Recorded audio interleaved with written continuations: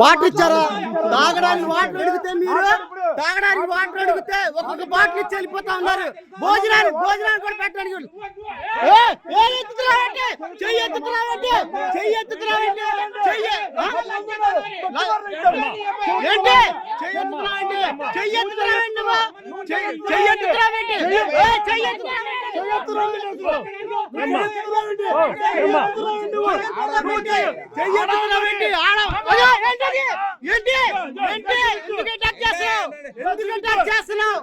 Water అడిగితే water కూడా ఇవ్వట్లా మీరు అవును లంచా కొడుకు ఎలా అంటారు?